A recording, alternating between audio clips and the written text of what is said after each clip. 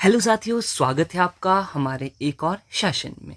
आज हम हिमाचल से संबंधित एमसीक्यूज़ के बारे में बात करेंगे जो कि आपके एग्ज़ाम के लिए बहुत ही महत्वपूर्ण रहने वाले हैं। सारे के सारे एग्ज़ाम यहाँ पे कवर हो जाएंगे, जैसे कि HPAS है, HP अलाइड हो गया, Himachal Pradesh public service commission द्वारा एग्ज़ाम कंडक्ट कराएंगे सारे के सारे, हिमाचल प्रदेश राज्य चयन आयोग, JOA, IT, high court clerk, HPU clerk, police पटवारी, इन सभी के लिए इम्पोर्टेंट रहेगा। साथ में ही HPTGT कमीशन के लिए भी और HPTGT टेट के लिए भी यह सेशन इम्पोर्टेंट रहेगा। तो चलिए शुरू करते हैं हमारी वीडियो, देखते हैं क्वेश्चन नंबर 1। क्वेश्चन नंबर 1 की बात कर लेते हैं। In which year Shimla was declared as the summer capital of British India by John Lawrence viceroy of India. British Bharat की ग्रीष्मकालीन राजधानी के रूप में शिमला कब घोषित की गई थी, जिसकी घोषणा भारत के गवर्नर जनरल जॉन लॉरेंस ने की थी। तो देखो यहाँ से हमें पता चल रहा है कि जब शिमला भारत की ग्रीष्मकालीन राजधानी घोषित की गई थी, किसके द्वारा की गई थी? जॉन लॉरेंस के द्वारा की गई थी। और वो क्या थे? वाइसराय थे भारत के। हमें बताना है कि कब यह किया गया था। तो ऑप्शंस क्या क्या हैं? देखो, ऑप्शन ए है 1862, ऑप्शन बी है 1863, ऑप्शन सी है 1864 और ऑप्शन डी है 1865। तो इसके लिए ऑप्शन नंबर सी बिल्कुल सही हो जाएगा, 1864। 1864 से लेके 1948-1947 तक शिमला जो है हिमाचल प्रदेश की राजधानी तो है ही है। शिमला जो है वो भारत की, इंडिया की समर कैपिटल रही है, समर कैपिटल। तो ये बात ध्यान में रखनी है, 1864। नेक्स्ट क्वेश्चन की ओर मूव करते हैं। Where is Allain Duhangan hydro power project situated. तो देखो, हाइड्रो पावर प्रोजेक्ट से हर एग्जाम में क्वेश्चन देखने को मिलता है, तो ये वाला टॉपिक हमारे लिए बहुत ही इंपॉर्टेंट रहता है। और यहाँ पे पूछा है Allain Duhangan hydro power project कहाँ पे स्थित है। ऑप्शन देखिएगा, option A Spiti, option B Kullu, option C Kinnaur और ऑप्शन डी है रामपुर। तो ये जो है ऑप्शन नंबर बी बिल्कुल सही हो जाएगा। अलाइन दुहांगन कहाँ पे है? कुल्लू में है, कुल्लू। ठीक है, अब बाकी भी बात कर लेते हैं। अगर हम लाहौल एंड स्पीति की बात कर लेते हैं, तो लाहौल एंड स्पीति में कौन कौन से हाइड्रो पावर प्रोजेक्ट देखने को मिलते हैं? तो देखिएगा, यहाँ पे थिरोट हाइड्रो पावर प्रोजेक्ट देखने को मिलता है, एक हो गया जिस्पा हाइड्रो पावर प्रोजेक्ट, और एक बहुत ही इंपॉर्टेंट है जो है रोंगटोंग। रोंगटोंग की क्षमता कितनी है? 2 मेगावाट है, यानी कि ये हिमाचल प्रदेश का सबसे छोटा हाइड्रो पावर प्रोजेक्ट है अगर हम बात करते हैं कैपेसिटी की क्षमता। तो ये कितना है? 2 मेगावाट का। ठीक है, ये हो गया लाहौल स्पीति। आगे हम कुल्लू की बात कर लेते हैं। तो कुल्लू में कौन कौन से हाइड्रो पावर प्रोजेक्ट हैं? तो एक तो ये हो गया अलाइन दुहांगन हो गया, जिसकी क्षमता कितनी है? 192 मेगावाट। और कौन कौन से हैं? तो देखो, पार्वती है, पार्वती जो कि हिमाचल प्रदेश की सबसे बड़ी हाइड्रो पावर प्रोजेक्ट है और इसकी क्षमता कितनी है? 2051 मेगावाट है। ठीक है जी, ये हो गया पार्वती। और कौन सा है? एक तो आ गया सेंज हाइड्रो पावर प्रोजेक्ट आ गया। फिर लारजी की बात कर लेते हैं, लारजी आ गया। मलाना की बात करेंगे, मलाना हाइड्रो पावर प्रोजेक्ट, ये भी कुल्लू जिला में स्थित है। फिर उसके बाद और भी बहुत सारे हैं। ठीक बात होगी, ये हो गया कुल्लू के। उसके बाद हम बात करते हैं, नेक्स्ट ऑप्शन क्या है हमारा? किन्नौर। अब किन्नौर में कौन कौन से हाइड्रो प्रोजेक्ट हैं? यहाँ पे बहुत सारी संख्या में हमें हाइड्रो पावर प्रोजेक्ट देखने को मिलते हैं, जैसे कि भाभा, जिसको कि संजय विद्युत हाइड्रो पावर प्रोजेक्ट भी बोलते हैं, संजय विद्युत। ठीक है, ये हो गया। फिर बसपा हो गया, बसपा रिवर पर बनाया गया है ये, बसपा हो गया। फिर खाब है, खाब। फिर करछम बांगटू है, बहुत ही इंपॉर्टेंट है, बहुत बार पूछा गया है, करछम बांगटू। और इसकी क्षमता कितनी है? इसकी क्षमता है 1000 मेगावाट। तो देखो, एग्जाम में क्षमता भी पूछी जा सकती है कि बताइए ये जो हाइड्रो पावर प्रोजेक्ट है ये कितने मेगावाट का है। ठीक है, उसके बाद किन्नौर की और बात कर लेते हैं। तो एक जांगी थोपन है, जांगी थोपन हाइड्रो पावर प्रोजेक्ट, ये भी किन्नौर में है। फिर चांगो यांगथांग है, जो कि एग्जाम में पूछा जाता है, चांगो, यांगथांग। फिर उसके बाद नेक्स्ट बात कर लेते हैं तो शोंग टोंग है, शोंग टोंग। देखिएगा, अब रोंग टोंग और शोंग टोंग में कंफ्यूज नहीं होना है। जो हमारा रोंग टोंग है वो कहाँ पे है, वो लाहौल स्पीति में है। और शोंग टोंग की बात कर लेते हैं तो वो कहाँ पे है, वो किन्नौर जिला में स्थित है। ठीक है, और शोंग टोंग की बात करें तो ये 450 मेगावाट की क्षमता का है, 450 मेगावाट। अब उसके बाद रामपुर की बात कर लेते हैं तो रामपुर कहाँ आता है, शिमला जिला में आता है। तो शिमला के जो हाइड्रो पावर प्रोजेक्ट हैं वो कौन कौन से हैं वो देख लेते हैं। एक तो है आंध्रा हाइड्रो पावर प्रोजेक्ट, जो कि आंध्रा नदी पर है, जो कि किसकी सहायक नदी है, यमुना की सहायक नदी है। फिर एक है रामपुर हाइड्रो पावर प्रोजेक्ट, जो कि रामपुर में स्थित है। एक है धानवी, घानवी, घानवी आ जाएगा, घानवी हाइड्रो पावर प्रोजेक्ट। और एक है धामबारी, धामबारी हाइड्रो पावर प्रोजेक्ट। तो ये शिमला के हाइड्रो पावर प्रोजेक्ट है। ठीक है, ये हो गया हमारा क्वेश्चन बहुत ही डिटेल से। नेक्स्ट क्वेश्चन की ओर मूव करते हैं।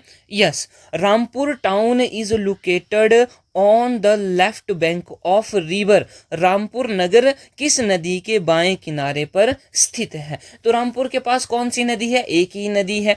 देखो ऑप्शन सतलुज, कुल्लू, राबी और नन ऑफ द अबव। इसके लिए सही आंसर हो जाएगा सतलुज, ऑप्शन नंबर ए बिल्कुल ठीक रहेगा। आगे कुल्लू की बात कर लेते हैं तो कुल्लू कौन सी नदी के किनारे है, ब्यास रिवर के किनारे है भाई कुल्लू। ठीक बात हो गई। राबी, राबी नदी के किनारे कौन सा हमारा जिला पड़ता है या नगर की, टाउन की बात करते हैं तो चंबा आ जाएगा, चंबा। ठीक है, चंबा राबी नदी के किनारे है। ठीक बात हो गई। चलिए जी, नेक्स्ट क्वेश्चन की ओर मूव करते हैं। Yes, which is the state animal of Himachal Pradesh. Himachal Pradesh का राज्य पशु कौन है। बहुत ही आसान सा क्वेश्चन है। ऑप्शन देखिएगा, option A musk deer, option B snow leopard, option C lion और ऑप्शन डी है टाइगर। तो ये ऑप्शन नंबर बी बिल्कुल सही हो जाएगा, स्नो लेपर्ड। क्या हो जाएगा, स्नो लेपर्ड। अगर हम बात कर लेते हैं स्टेट बर्ड की, तो स्टेट बर्ड यानी कि राज्य पक्षी कौन सा आ जाएगा, ये आ जाएगा वेस्टर्न ट्रैगोपॉन, वेस्टर्न ट्रैगोपॉन। ठीक है, और अगर हम फ्लावर की बात करते हैं, flower, what is the state flower of Himachal Pradesh, तो वो आ जाएगा पिंक रोहनड्रॉन, पिंक रोहनड्रॉन, जिसको कि गुलाबी बुरांश भी बोला जाता है, गुलाबी बुरांश।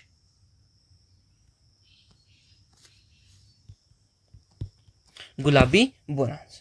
ठीक बात हो गया। तो ये हो गया animal, word and state flower. Next question की ओर मूव करते हैं। यस, अकॉर्डिंग टू सेंसस 2011 की जनगणना के अनुसार चंबा की साक्षरता दर कितनी थी, लिटरेसी रेट। तो हिमाचल प्रदेश में चंबा का लिटरेसी रेट बहुत ही कम है, यानी कि सबसे कम है। और ये पूछा गया है कि बताओ भाई कितना प्रतिशत है। ऑप्शन देखिएगा, 62.45%, 73.19%, 64.55% और ऑप्शन डी है 54.60%। तो इसका सही आंसर हो जाएगा ऑप्शन नंबर बी, 73.19%। तो ये चंबा का लिटरेसी रेट है। बात कर रहे हैं 2011 की जनगणना के अनुसार। ऑलराइट, चलिए जी नेक्स्ट क्वेश्चन की ओर मूव करते हैं। How many domestic airports are there in the HP state. Himachal Pradesh राज्य में कितने घरेलू हवाई अड्डे हैं। तो सीधी सी बात कर रहा है हवाई अड्डों की, कितने आ जाएंगे। ऑप्शन देखिएगा, ऑप्शन ए है 2, ऑप्शन बी है 3, ऑप्शन सी है 4 और ऑप्शन डी है 5। इसका सही आंसर हो जाएगा ऑप्शन नंबर बी, 3 हवाई अड्डे हैं। अब ये 3 हवाई अड्डे कौन कौन से हैं वो भी देख लेते हैं। तो एक है गग्गल में, गग्गल कहाँ पे है सर, ये तो धर्मशाला में है, या हम बोलेंगे जिला कांगड़ा। और दूसरा कौन सा है, दूसरा सर भुंतर है, भुंतर हवाई अड्डा, जो कि कौन से जिले में पड़ता है, कुल्लू जिले में पड़ता है। और तीसरा जो है वो कहाँ पे है, वो शिमला में है, उसका नाम है जुब्बरहट्टी, जुब्बरहट्टी हवाई अड्डा। और ये शिमला जिला में है। तो ये 3 हिमाचल प्रदेश के हवाई अड्डे हैं। ठीक बात हो गई। नेक्स्ट क्वेश्चन की ओर मूव करते हैं। अकॉर्डिंग टू सेंसस 2011 की जनगणना के अनुसार district with largest urban population in Himachal Pradesh is. Urban population का मतलब हो गया शहरी जनसंख्या या शहरी आबादी। तो सबसे ज्यादा शहरी आबादी हिमाचल प्रदेश के कौन से जिले में है? ऑप्शन देखिएगा, कांगड़ा, ऑप्शन बी मंडी, ऑप्शन सी हमीरपुर और ऑप्शन डी शिमला। तो इसका सही आंसर हो जाएगा ऑप्शन नंबर डी शिमला। सबसे ज्यादा अर्बन पॉपुलेशन कहाँ पे है? शिमला में है। और सबसे ज्यादा लार्जेस्ट अर्बन सेटलमेंट ये भी कहाँ पे है? ये भी हमारे शिमला जिला में है, लार्जेस्ट अर्बन सेटलमेंट। ये भी बात आपको ध्यान में रखनी है। अगले क्वेश्चन की ओर मूव करते हैं। Yes, in which year Indian institute of technology IIT Mandi was established. भारतीय प्रौद्योगिकी संस्थान मंडी कब स्थापित किया गया था? ऑप्शन देखिएगा, ऑप्शन ए है 2009, ऑप्शन बी है 2006, ऑप्शन सी है 2004 और ऑप्शन डी है 2005। तो इसका सही आंसर हो जाएगा ऑप्शन नंबर ए 2009। तो 2009 में IIT मंडी जो है उसकी स्थापना हुई थी। तो ये बात ध्यान में रखिएगा। अब और कौन कौन से इंस्टीट्यूट है टेक्नोलॉजी के हिमाचल प्रदेश में वो देख लेते हैं। तो एक आ जाता है हमारा NIT, जिसको हम बोलते हैं national institute of technology, national institute of technology. ठीक है, अब ये NIT इसकी स्थापना तो ये 2003 में हुई थी। कौन से जिले में है? हमीरपुर जिले में है।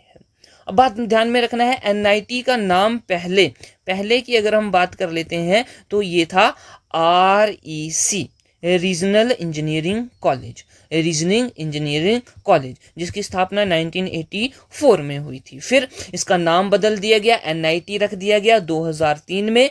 तो अब हम इसको NIT के नाम से जानते हैं। ये बात भी आपने ध्यान में रखनी है।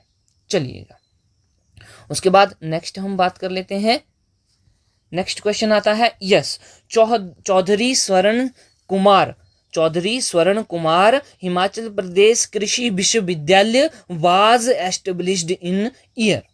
चौधरी स्वर्ण कुमार हिमाचल प्रदेश कृषि विश्वविद्यालय किस वर्ष स्थापित किया गया था? तो थोड़ा सा इसके बारे में जान लेते हैं। ये जो है CSK हिमाचल प्रदेश कृषि विश्वविद्यालय, ये कहाँ पे है? ये पालमपुर में है, पालमपुर। तो ये बात। और पालमपुर कौन से जिले में आता है? सर ये कांगड़ा जिले में आता है। ये बात ध्यान में रखिएगा। अब इसका एस्टेब्लिश्ड ईयर देख लेते हैं। ऑप्शन ए है नवंबर 1975, नवंबर 1976, नवंबर 1977 और नवंबर 1978। तो इसका आंसर ऑप्शन नंबर डी हो जाएगा, नवंबर 1978 बिल्कुल सही आंसर रहेगा। दोस्तों, अगर आपको PDF चाहिए हमारे इस सेशन की, तो हम ये जो है टेलीग्राम पर अपलोड करते हैं। टेलीग्राम की लिंक आपको डिस्क्रिप्शन में दे दी जाएगी, क्लिक करके आप ज्वाइन कर सकते हैं।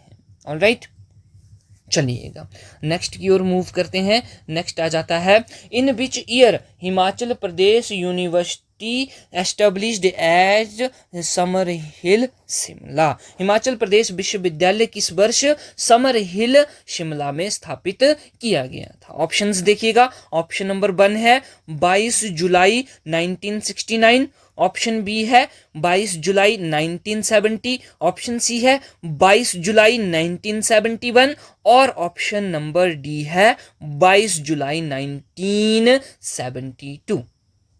तो इसका सही आंसर हो जाएगा ऑप्शन नंबर बी 22 जुलाई 1970। 22 जुलाई 1970 को हिमाचल प्रदेश विश्वविद्यालय यानी कि HPU की एस्टेब्लिशमेंट हुई थी। कहाँ पे? समर हिल में। तो HPU कौन सी हिल पे है? समर हिल में है। ये आपको ध्यान में रखनी है। अब बात कर लेते हैं कि फर्स्ट वाइस चांसलर कौन था हिमाचल प्रदेश यूनिवर्सिटी का। तो उनका नाम आता है RK Singh.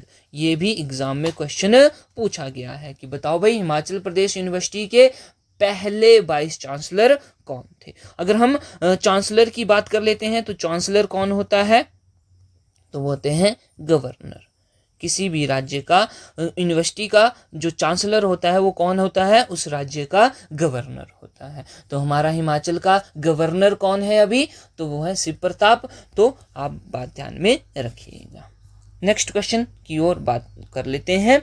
Yes, when did the Indian institute of advanced studies IIAS in Shimla established, Shimla में भारतीय उच्च अध्ययन संस्थान कब स्थापित किया गया था। तो देखो ये जो IIAS है ये कहाँ पे है, ये शिमला में है। अब ये स्थापित कब किया गया था, ऑप्शंस देख लेते हैं पहले। ऑप्शन ए है 1964, ऑप्शन बी 1965, ऑप्शन सी 1966 और ऑप्शन नंबर डी 1967। इस क्वेश्चन का सही आंसर हो जाएगा ऑप्शन नंबर बी 1965। तो IIAS कब स्थापित किया गया था, 1965 में किया गया था। ठीक है, अब थोड़ा सा और जान लेते हैं इसके बारे में। ये जो IIAS है ये कहाँ पे है, ये शिमला की ऑब्जर्वेटरी हिल्स में है। कहाँ पे, ऑब्जर्वेटरी हिल्स। तो ये क्वेश्चन पूछा जा सकता है। एक ये बात हो गई ऑब्जर्वेटरी हिल में स्थापित। पहले IIAS को क्या बोला जाता था, वाइसरीगल लॉज बोला जाता था, वाइसरीगल लॉज बोला जाता था। ये वाइसराय के लिए बनवाया गया था। कौन से वाइसराय के लिए, लॉर्ड डफरिन के लिए, लॉर्ड डफरिन, इसलिए इसको वाइसरीगल लॉज बोला जाता था। फिर इसको IIAS में बदल दिया गया 1965 में। ठीक है, अगर हम आज के समय की बात करते हैं तो ये क्या है, राष्ट्रपति निवास है। क्या है ये, राष्ट्रपति निवास। ठीक है, तो जब भी राष्ट्रपति साहब आते हैं गर्मियों में तो वो कहाँ पे ठहरते हैं, यहाँ पे ठहरते हैं, राष्ट्रपति निवास में।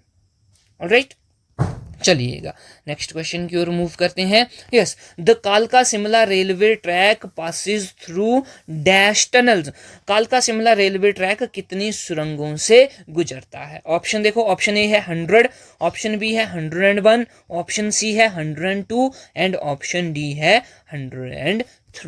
तो इसका सही आंसर हो जाएगा ऑप्शन नंबर सी 102, 102। लेकिन बात ध्यान में रखनी है कि जब ये ट्रैक बना था तो टोटल कितनी टनल्स थी, टोटल 103 टनल थी, 103 टनल थी, जिनमें से कि एक टनल जो है अब सर्विस में नहीं है तो -1 हो गया, -1 हो गया, तो 102 टनल्स अभी पर वहां स्थित है। ठीक है, अब इस ट्रैक की बात कर लेते हैं, शिमला कालका रेलवे ट्रैक की। सबसे पहले बात आती है कि ये कितना लंबा है, तो ये 96.6 किलोमीटर लंबा है। और ये कैसा है, ये नैरो गेज है, नैरो गेज। इसको शिमला कालका टॉय ट्रेन भी बोला जाता है। ठीक है, अब देखो 102 टनल में से जो सबसे लंबी टनल है, लॉन्गेस्ट टनल है, लॉन्गेस्ट टनल वो कौन सी है, वो है बरोग टनल, बरोग टनल, जो कि 1.1 किलोमीटर लंबी है। ठीक है, 1.1 किलोमीटर। इसका नाम क्यों पड़ा बरोग, क्योंकि यहाँ पे एक हमारे आर्किटेक्ट थे। ठीक है, तो उनका नाम था बरोग, कैप्टन बरोग। कैप्टन बरोग को टनल का सिरा नहीं मिल रहा था, यानी कि वो टनल को नहीं बना पा रहे थे, तो उन्होंने सुसाइड कर लिया था, इसलिए यहाँ पे इस टनल का नाम बरोग टनल रखा गया है। ठीक है, अगर हम बात करते हैं ये रेलवे ट्रैक जो है वो कब शुरू हुआ था, तो 1903 में, 1903 में ये शुरू कर दिया गया था, यहाँ पे ट्रेन चल पड़ी थी। ठीक, उसके बाद सबसे ज़्यादा इम्पोर्टेंट पॉइंट है कि 2008 में 2008 में इसको यूनेस्को की वर्ल्ड हेरिटेज साइट घोषित किया गया था, यूनेस्को वर्ल्ड हेरिटेज साइट घोषित किया गया था। ठीक है, तो ये इंपॉर्टेंट बातें शिमला कालका रेलवे ट्रैक से आपको पता होनी चाहिए। चलिए आगे मूव करते हैं नेक्स्ट क्वेश्चन की ओर। The Kangra valley railway track passes through tunnels, Kangra घाटी रेलवे ट्रैक कितने सुरंगों से गुजरता है। ऑप्शन देखिएगा, ऑप्शन ए है 2, ऑप्शन बी है 5, ऑप्शन सी है 4 और ऑप्शन डी है 10। तो इसका सही आंसर हो जाएगा option number A, that is 2। तो कांगड़ा वैली रेलवे ट्रैक दो सुरंगों से गुजरता है, यहाँ पे 2 सुरंगें देखने को मिलती हैं। अब ये जो कांगड़ा घाटी रेलवे ट्रैक है इसका नाम क्या है वो देख लो, तो Joginder Nagar to Pathankot, Joginder Nagar Pathankot railway track आ जाएगा, रेलवे ट्रैक। अब बात आ जाती है कि ये जो है कैसा है, तो ये फिर से नैरो गेज की बात कर लेते हैं हम, नैरो गेज, ठीक है। तो ये बातें आपने ध्यान में रखनी है। नेक्स्ट क्वेश्चन की ओर मूव करते हैं। Yes, in which district the Bhuntar airport is located. तो अभी हमने बात करी भुंतर एयरपोर्ट कहाँ है, कुल्लू जिला में है, तो ऑप्शन नंबर सी बिल्कुल सही हो जाएगा। नेक्स्ट क्वेश्चन की ओर मूव करते हैं। Yes, question number 15, in which district the Gaggal airport is located. Gaggal हवाई अड्डा किस जिले में है, तो हमने बात करी कांगड़ा में है, ऑप्शन ए बिल्कुल सही हो जाएगा। नेक्स्ट क्वेश्चन की ओर मूव करते हैं। Who built Hidimba temple in Manali in 1553 AD. 1553 ईस्वी में मनाली में हिडिंबा मंदिर किसने बनवाया था। ऑप्शन देखिएगा, राजा वीर सिंह, राजा जगत सिंह, RN सिंह और राजा बहादुर सिंह। तो इसका सही आंसर हो जाएगा ऑप्शन नंबर डी, राजा बहादुर सिंह ने यह मंदिर बनवाया था, हिडिंबा देवी मंदिर, जिसको कि डुंगरी देवी मंदिर भी बोला जाता है, डुंगरी माता मंदिर, ठीक है। तो जो लोकल लोग हैं वो हिडिंबा देवी को डुंगरी देवी कहते हैं, ठीक है। तो ये अब ये जो मंदिर है वो कहाँ पे है, तो ये बात आ जाती है, तो सर ये तो कुल्लू में है, कुल्लू जिला में है, बिल्कुल ठीक है। कुल्लू में कहाँ पे, मनाली में है। अब थोड़ी सी बात कर लेते हैं कि कुल्लू में जो टेम्पल हैं वो कौन कौन से टेम्पल हैं। तो देखिएगा, एक रिवाइज जैसा कर लेते हैं। एक तो हो गया हिडिंबा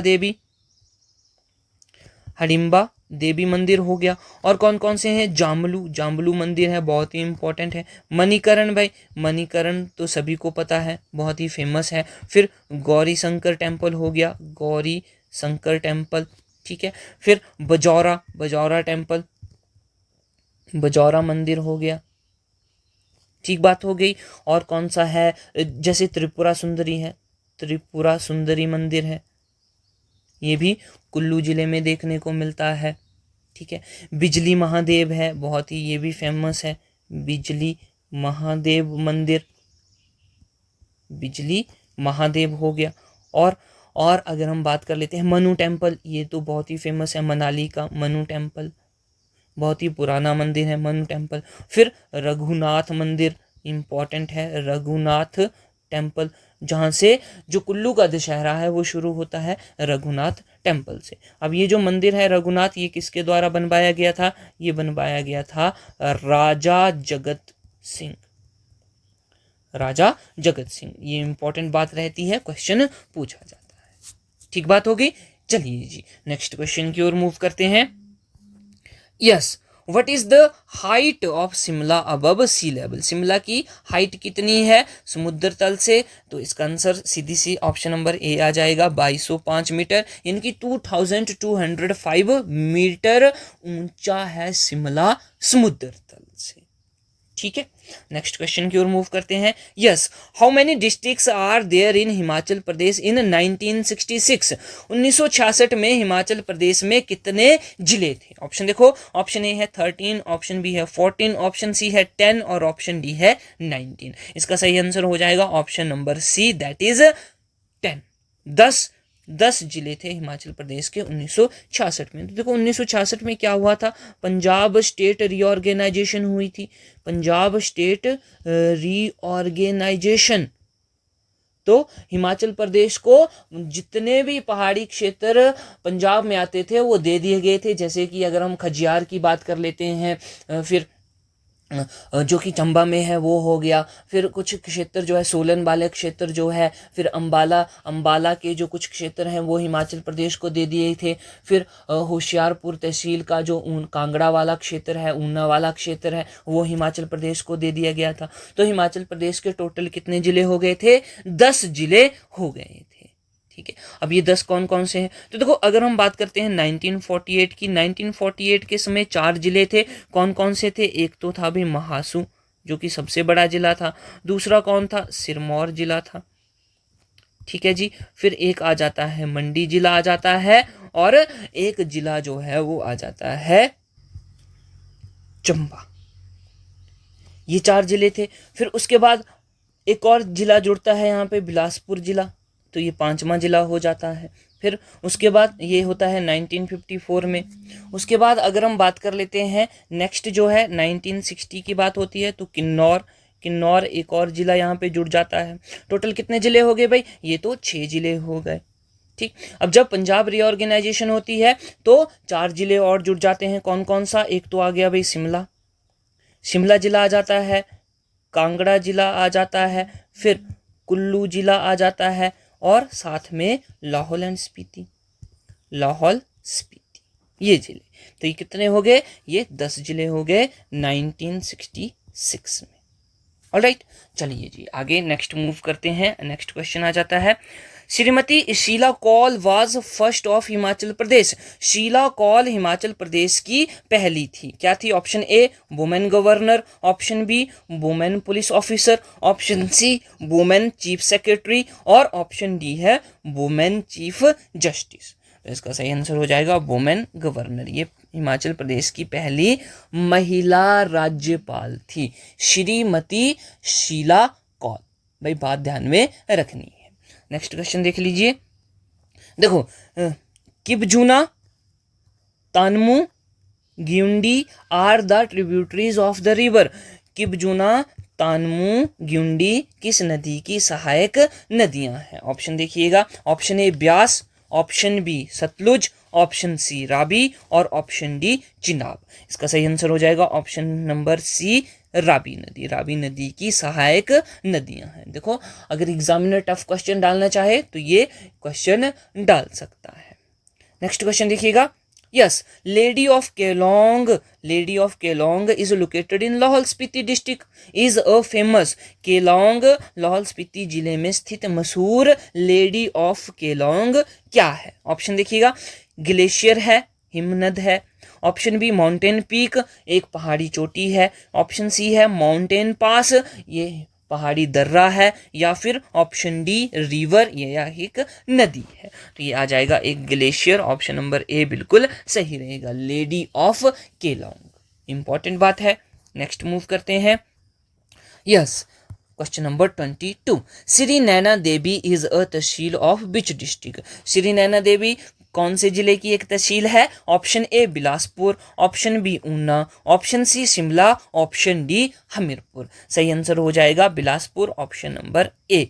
तो देखो, ये जो है श्री नैना देवी जी, ये एक मंदिर है, ठीक है, धार्मिक स्थल है। कौन से डिस्ट्रिक्ट में है? बिलासपुर डिस्ट्रिक्ट में है। और श्री नैना देवी जी एक तहसील भी है, साथ में एक विधानसभा क्षेत्र भी है, कॉन्स्टिट्यूएंट असेंबली भी है। ठीक, आगे बढ़ते हैं। Question number 23। Battle of Haloti fought in which year. ये जो हलोती की लड़ाई है कब लड़ी गई थी? ऑप्शन ए देखो 1650, ऑप्शन बी 1670, ऑप्शन सी 1690, और ऑप्शन नंबर डी 1786, 1786। इसके लिए सही आंसर हो जाएगा ऑप्शन नंबर बी 1670। 1670 में ये लड़ाई लड़ी गई थी। ठीक है, नेक्स्ट क्वेश्चन की ओर मूव करते हैं। Who was founder of Chamba state in 550 AD. 550 ईस्वी में चंबा राज्य के संस्थापक कौन थे? ऑप्शन देखिएगा। ऑप्शन ए आ गया वीरसेन, ऑप्शन बी राजा मारू, ऑप्शन सी हरिचंद, और ऑप्शन डी साहिल बर्मन। तो इसके लिए ऑप्शन नंबर बी बिल्कुल सही हो जाएगा, राजा मारू द्वारा चंबा राज्य की स्थापना करी गई थी 550 ईस्वी में। ठीक है, फिर चंबा के साहिल बर्मन बहुत ही फेमस राजा हुए हैं। ठीक है, इनके बारे में हम बात करेंगे जब हम चंबा जिला पढ़ेंगे। ठीक है, चलिएगा नेक्स्ट क्वेश्चन की ओर मूव करते हैं। Yes, who was the founder of princely state Jubbal राज्य के संस्थापक कौन थे? ऑप्शन है राम सिंह, राणा करमचंद, करम प्रकाश, या फिर नन ऑफ दीज। तो इसके लिए सही आंसर हो जाएगा option number B Rana Karamchand Jubbal के संस्थापक थे। ठीक, आगे बढ़ते हैं question number 26। Doctor Y S Parmar university of forestry and horticulture was established in. Doctor Y S Parmar वनस्पति और बागवानी विश्वविद्यालय कब स्थापित किया गया था? ऑप्शंस देखिएगा, option A 1980, option B 1985, option C 1987 और option number D none of these. इसका सही आंसर हो जाएगा ऑप्शन नंबर बी 1985। अब बात कर लेते हैं कि ये जो यूनिवर्सिटी है ये कहाँ पे है। तो ध्यान में रखना है बात, सोलन जिला में कौन सी जगह पे? नौनी में यह यूनिवर्सिटी है, doctor Y S Parmar forestry and horticulture university. Next question 27 आ जाता है। Yes, doctor Y S Parmar university of forestry and horticulture is located at, तो अभी हमने बात करी, ऑप्शन नंबर बी आ जाएगा, नौनी में स्थित है, जिला सोलन में। नेक्स्ट क्वेश्चन 28 में पहुंच गए। Where is the place of publication of newspaper Divya Himachal? अखबार दिव्य हिमाचल की प्रकाशन स्थल कहां पर है? ऑप्शन देखो, option A Una, option B Shimla, option C Delhi, option D Dharamshala. तो ये धर्मशाला में है, ऑप्शन डी बिल्कुल सही रहेगा, अखबार दिव्य हिमाचल का प्रकाशन स्थल। नेक्स्ट क्वेश्चन 29 आ जाता है। Kahluri language is spoken in which area? Kahluri भाषा कहाँ बोली जाती है? Option A Lahaul Spiti, option B Shimla, option C Una और ऑप्शन नंबर डी बिलासपुर। सही आंसर हो जाएगा ऑप्शन नंबर डी, बिलासपुर में बोली जाती है। बात कर लेते हैं कि लाहौल स्पीति में कौन सी बोली या भाषा बोली जाती है। तो ये जाता है भोटी, ठीक है, भोटी, जो कि एक तिब्बतियन टच में है, तिब्बतियन, ठीक। फिर शिमला में कौन सी बोली जाती है? शिमला में फेमस महासुई बोली है। ऊना में तो ये पंजाबी टच आ जाता है, मिक्स आ जाती है। और बिलासपुर की बात कर लेते हैं तो यहाँ पे कहलूरी बोली जाती है, ध्यान में बात रखिएगा।